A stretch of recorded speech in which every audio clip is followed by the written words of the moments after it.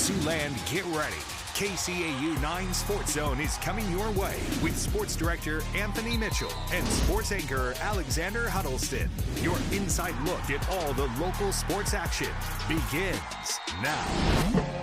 We're the Alcoy Jefferson Huskies. You're watching SportsZone, and the highlights start now. Good evening, everyone, and welcome into the KCAU-9 SportsZone. I'm Anthony Mitchell, riding shotgun with me, Alexander Huddleston. Hey, yes. Another week, another great week. Another week. I feel like my wardrobe is never finished every time we get on. My tie didn't have time. I don't even have shoes on right now, but it's all right. Let's rock. Let's do this. And what do we have tonight? Tonight we have big stops, big matchups, and a whole lot of great plays. Of course, our top stop and player of the week. And here we go. Just like we do every week, we're going to start off with our SportsZone game of the week here out in South Dakota. The Alcoy Jefferson Huskies aim to close out the regular season with an unblemished record as they host Sioux Valley. Both teams looking for a win to cap off the regular season. Huskies have allowed double-digit points just once this season. Sioux Valley knocked EPJ out of the playoffs last year, but in 2025, the Huskies would strike first on their first possession, a goal line dive from Big Luke Schmitz to put EPJ up 7-zip. But the Huskies indeed were hungry. The defense would punch the ball out and recover for excellent field position. After the turnover, a home team would cash in again. Aiden Hammett cruising along the outside to make it 14-0, but they wouldn't be finished just yet. Huskies get by Sioux Valley 41-26. And what a way to start the night. EPJ looks determined to make yet another deep playoff run. Yes, they do. But now it's time to get to the rest of tonight's action, starting with an all-local battle in South Dakota as Dakota Valley hosts Vermilion. Vermilion looks to snap its 5-game losing streak against the Dakota Valley Panthers, who have won 3 of their last 4 meetings. Down 14-0 after half, the Panthers were looking to cut into that deficit, but Georgia's pass will be picked off by Caleb Lara, who'd take this all the way the other way, but he'd actually be chased down by the quarterback and brought down at the 4-yard line. Enough field position to catch in another score with Bryce Voss to put the Tannagers up 21-0. This game's starting to get away from the Panthers. After another turnover, they would extend their lead to 27-0 with a Ryan Chapman run up the middle. Tannagers would wrap this one up in Dakota Valley, winning 27-6. It's senior night over at Sergeant Bluff. Luton Warriors looking to send its bunch out with a win in its regular season finale against Sioux City West. Wolverines backed up on its opening drive here. Tavin Irvine up against his own goal line here, running out of space into his own end zone, throws one up the far sideline. Justin Ellers there for the pick, sets up an immediate red zone possession after the return. SBL turns that defense into offense. Isaiah Jervik, quick slant to Gavin Warren, 7-0 home team. Coach Smith and company continuing to work. Sweep to Beckett Veros. Takes it all the way. Reservations for 6. This one, all Warriors taking down Sioux City West 56-0. Sioux City East is coming off a monster win at Johnston last week, hoping to string it together its 3rd consecutive win, hosting Castle Bluffs Lincoln. East leads 28-zip, driving the second quarter. Goal line run for Mando Gretkin. His 3rd rushing touchdown of the season makes it 35-0. Running clock underway. Black Raiders on the next possession. Kyle Jepson scanning, lets the deep ball fly. Isaiah Grant reels it in, down at the 1-yard line though. And if it ain't broke, don't fix it. Jepson to Grant caps off the drive. East adds on another touchdown. Black Raiders win this one 48-7. Lots of fireworks so far. This game should follow suit. Kingsley Peterson hosts St. Edmund in a battle of 8-player squads. The Panthers looking hungry to get some points on the board. Landon Howe, how about this play? Keeps it himself to drive it in. Panthers touchdown.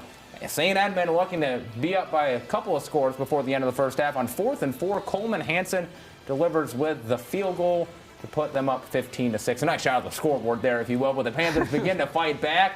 Howe hands it off to Tyler Koch. Brings it in for a Panthers touchdown before half. St. Edmund, though, walks away with a close win, 24-20. Another good one. After going winless a year ago, Lawton Bronson is still in the mix for a playoff spot. They've got a #1 and undefeated West Lion visiting the Eagles' Nest. The Wildcats start off strong. Easton DeJong hands it off to Evan Hildring for the first touchdown of the game to go up 7-0. But that doesn't stop them just yet. DeJong is going to step back, and he's going to find, guess who? Jordan Meyer. Jordan Meyer's going to be wide open, stays up, and just brings it down for another Wildcat touchdown.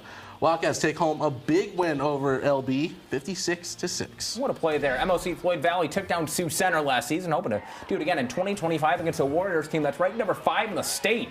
Third quarter we go. Sioux Center up 7-zip. The Dutch knocking on the door. Handed off to Dylan Mazda, and he heads right up the middle for an 8-yard TD. A great play there. Warriors are going to respond. Ezra Hibma with a quarterback keeper weaving in and out of traffic, excuse me, for the 4-yard run into the end zone. A big play for the Warriors QB, but the Dutch simply didn't falter. Putting together the ball down to the 1-yard line. It's Mazdam again.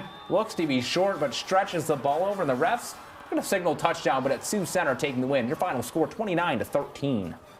Both Boyden Hull, Rock Valley, and Western Christian are coming off losses last week, looking to flip the script to cap off the regular season. Wolfpack with possession.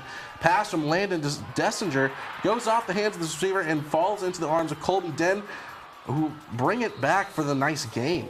Move on to the second quarter. Still no score. Nighthawks, Caden Van Scheppen looking for his receiver to cut in, but Ross Shager jumps in front of the ball and picks it off and takes it right back. Let's move on now to the last play of the half. Dessinger scrambling out before throwing it up to the end zone, and it's hauled in by Lane Jacobsma for the 20-yard touchdown reception. Wolfpack win 14-7. You might see that on SportsZone top 5 plays. Meanwhile, GTRA up to number 7 in the Iowa 8-player rankings. Harris Lake Park and surpassed its win total from last season with a win tonight. Titans wasting no time on their opening drive, marching down the field. Caleb Sweden from the Wildcat gets by the line, cuts to his right, takes it in for the score. 2-point good.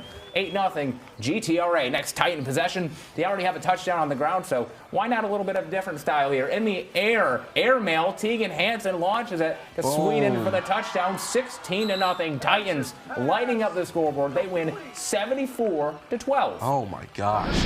Placerville Lincoln Central working toward its first win over Spirit Lake since 2021. Spirit Lake looks to pick up its second district win. Pickup action late in the first half. In fact, just a second left in the clock. Spirit Lake's Isaiah McQuain powers his way to the end zone. Indians go up half, 13-0. Spirit Lake's opening drive of the second half. Just run by Keegan Reuter. He breaks tackles. It's pushed around a little like a pinball, but just short of the goal line. Next play, QB Ty Higgins keeps himself for the touchdown. Spirit Lake shuts out ELC 33-0. RSM hopes to close out the regular season with a senior night win. The North Iowa Bison on the opposite sideline for this one. RSM starts with the ball, capping off the drive. Dalton Klein throwing to Bo Johnson. A nice connection there at Sunrise Park. Tack on the 2-point try, and it's 8-0 Hawks. Next Hawk drive, RSM in the red zone. Hand off to Elijah Schrader, weaving through traffic in and out. Destination, end zone. Big play here from North Iowa. Pass from Talon Jacobson to Kevin Hagan. Gets the Bison on the board. A little bit of maneuvering there. That makes it 16-7. Remsen St. Mary's second quarter action. Bison going to fumble the ball up against their own goal line. Hawks recover, and they would score on the ensuing drive. Remsen St. Mary's defeats North Iowa 50-13. What a great first half of SportsZone so far, I will say myself. But like we always do, we have to take a quick break. Don't go anywhere just yet. Plenty of big matchups on the other side of the break. As well as I'll hopefully have a tie and our top stop and player of the week awards. So make sure you stay in the zone.